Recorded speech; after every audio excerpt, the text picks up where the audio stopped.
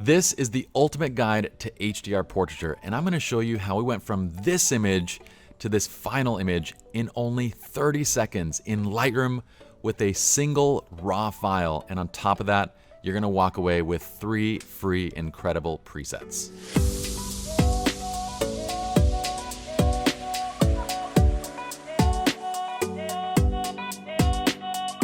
What's up, my friends? My name is Pi. Welcome to SR Lounge. This is no-nonsense photography education, tips, tricks, all sorts of stuff taught by professionals, designed for everybody. Now, today we're going to be doing a raw edit. We're actually going to show you how I would edit this image in less than 30 seconds. In fact, I'll be talking through it while I'm doing it. I could even do it faster. But then I'm also going to show you the steps, because I'm going to use our own kind of developed presets for this, but I'm going to show you how those work and teach you to create the same presets for yourself as we go through. Yeah, you're going to want to like this one and subscribe to the channel, because I'm giving you gold here, guys. Giving you gold. All right, let's jump in. We're going to go ahead and select out this file. I'm going to jump over to the develop module. You can see that everything is reset. I will also tell you why my exposure is set to -1 after we do this. So put 30 seconds up on the clock, guys. I mean, guys is in like our video team.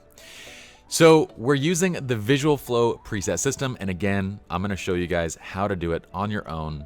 So if you decide it's not for you, no worries, you're gonna still learn a ton. So check this out. Here is our raw file. 30 seconds are going. Step number 1, click HDR natural, because this is an HDR scene. And already you're like, wait, what the hell just happened? What just happened? Step number 2, radial burn. And I'm gonna press Shift M and drag this right over my couple. And guess what, folks? Once you have a radial burn, you hold down Alt or Option, click and drag to the left or right, and you can control that burn however you see fit. Step number 3, I'm gonna go ahead and adjust my temperature and tint just to taste, add a little bit of contrast. And step number 4, I'm going down into my retouching tools, and I'm gonna go to Sky and Cloud and paint that in. And guess what I can do as well? Hold down Alt or Option and click and drag to the right to strengthen the effect or reduce the effect as desired. Stop the clock. That's it. This is how we went from our before file to this shot. Now, I'm gonna walk you through and explain exactly what we just did and help you to design out your own presets should you see fit that do the exact same thing. So first, let's talk about why is the exposure set to -1 when it was shot up here. So what we've done with Visual Flow is we're creating a new, actually a patent pending system for lighting condition based development. What that means is in any scene, we have different settings. So if you look, if I flip through each of these, you'll notice that the image is going to change and adjust based on these different scenes and settings, but it's all designed to fit one look. So every pack has a distinct look, and within that pack are different lighting condition based settings to get all of your colors, all of the tone, everything within line. So when you're developing your own system, should you choose to do so, what I would recommend is starting with kind of that right exposure, okay, for your system. So what we want to do is make it so that from point of capture, we're shooting in a way that helps us to minimize the amount of work that we have to do in post. So for an HDR scene, what we would say is when you expose in camera, you want to expose to the left to maximize your histogram. Now, if I press J to turn on my highlight and clipping alert, you'll notice that I actually didn't maximize my histogram here. I would have had I actually underexposed a little bit more and got it down to here. As soon as we start seeing shadows getting a little bit to that clipping point, that's where we stop. And then you simply allow your camera to pick up the rest of the detail in the scene as it can. So on a 5D4, it's gonna get maybe 12.5 to 13 stops of range. If you have a Sony, a Nikon, it's gonna get even more range in the highlight. But we wanna make sure is that our shadows are not underexposed, because they're gonna come out muddy. So this is that proper place for a scene like this, which we would define as HDR. It's a high dynamic range scene where our subjects are in the shadows and our highlights are very bright, and you have that U-shaped curve up here in the histogram. So That's why we selected HDR Natural, and from there, the preset is statistically sampled to get an HDR scene back to where it should be based on this large sample groups of images that we tested. So here's what I want you guys to do. Let's walk through what this preset's doing and you guys can kind of see and understand it, and then I'll teach you how to dial this in for yourself as we go. So while we go, just follow along and you're gonna just basically make the adjustments as we go through it. So first I'm going to turn off this tone curve, because what's going on here is we're pulling the highlights down, pulling the whites down, raising shadows and raising blacks. Now the overall effect that this has is, if I were to click reset tone, what this is doing is flattening out our image. It almost looks like we were actually shooting cinema, right? We were shooting like a very flat cinema file. That's what it would actually look like. So there's no contrast, but we do have all of our detail and our tone preserved.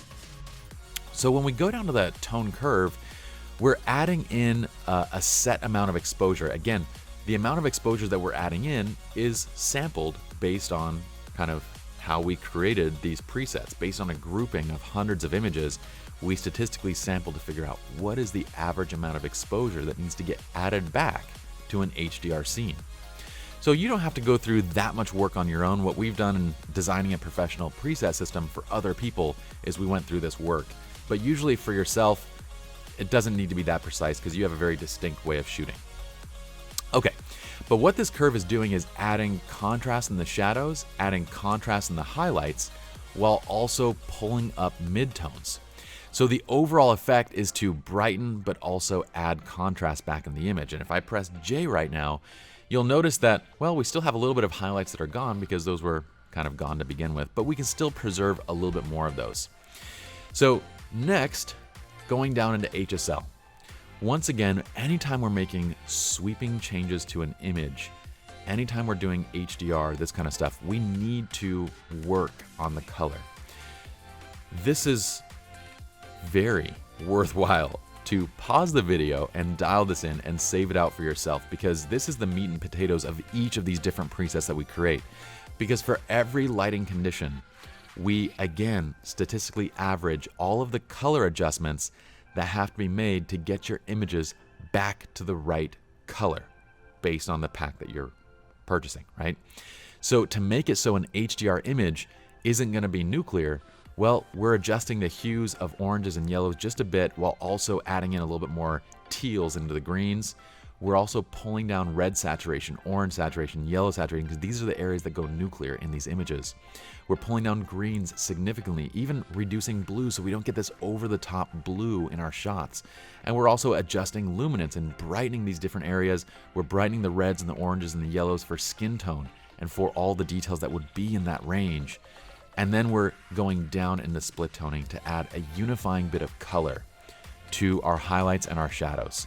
Here we're adding a little bit of yellows. Here we're adding a little bit of oranges into the shadows, and we're putting the balance right towards the highlight side at around 60. We have a standard amount of sharpening that's being added to all of our images and a noise reduction setting that's again designed for HDR, because we need to increase the noise reduction without making it so our shadows are getting muddy or we're getting blocky details. So this is set to a typical amount that's necessary, average between multiple cameras. So again, dial that in. Now that's really it. At this point, you're gonna wanna save out this preset. And to do that, you're gonna go to the left side, click plus, create preset, give it a name of your choosing. I would press check all, and then I would deselect certain things. Like white balance, we wanna select on our own. Exposure, we want to select on our own. Graduated filters, radial filters, we want to add those as needed. Lens corrections, we want to add those as needed, with the exception of lens vignetting. And that's about it. We don't need transform either. So with these settings, you're going to click create. Now, you have your own HDR preset, and we've done the work for you on this one. You don't have our profile though. See, we teamed up with Develop to actually have a profile that unifies every single camera, make, and model to a standard starting point. But still, even without that, your preset's gonna be awesome. So here's preset number 2. What I want you guys to do is go to radial filters, and you're just gonna go and dial in a negative 0.5 exposure.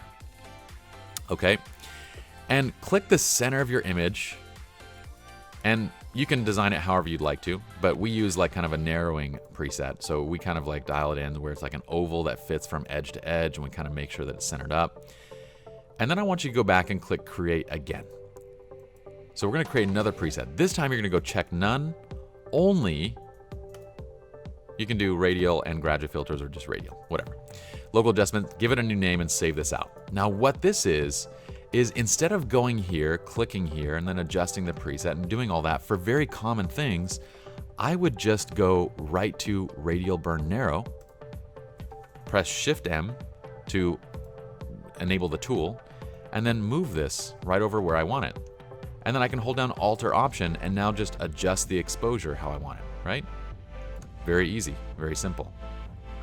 Okay, so what we say is, typically the things that you're gonna make, and you're gonna design your own presets so that you only really have to adjust your exposure, your white balance, and your contrast. That's really all that you should be doing. So now the finishing touch. Again, I'm gonna give you another statistically sampled preset for you guys to save out. Y'all can thank me by subscribing, sharing the video. You know, the huge. Now, what this is gonna do is drop exposure, it's gonna pull the highlights, raise the shadows, pull the whites a bit, raise the blacks, add in clarity and dehaze and a bit of saturation. And the effect is to deepen and darken our clouds. Now here's the beauty of this.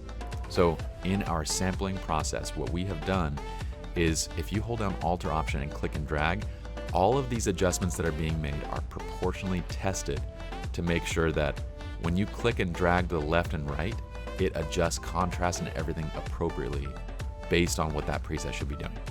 Now, what I like to do when it comes to kind of enhancing clouds is do it on the subtle side. You know, if you go all the way up to the top, this is like, God, are you there? Yes, and I'm very angry with you. I don't really want that. I want it more like, you know, back like over here, where it's like, God, are you there? And he's like, yeah. You're doing good in life. You know what I mean? Like, that's the best way that I can really put that. I think that made sense. It made sense to me. Don't do the storm clouds. Storm clouds are just, they're not right. They're not good. But that's it, guys. This is 3 different presets. So to save that out, by the way, once you have those settings dialed in, all you're gonna do is drop down into the bottom. If you haven't been drinking alcohol, you could probably click in the right places. Me, I'm completely drunk right now. It's okay, I'm not driving. I'm kidding, I don't drink, but that's fine. Save current settings as a new preset is what we're looking for, and you're gonna give it a preset name. That is your sky and cloud adjustment. So I hope you guys learned a ton and enjoyed this little sneak peek into Visual Flow presets. We think we've created something super special. It's a system that is powerful enough for professional and studio-based use, but it's designed for the enthusiast just to jump in and have an intuitive framework when it comes to developing images inside of Lightroom. So if y'all want to learn more, go to vfpresets.com, and as always, please like the video, subscribe to the channel, and turn on notifications so I can see your happy faces and you can see mine next time. See you guys.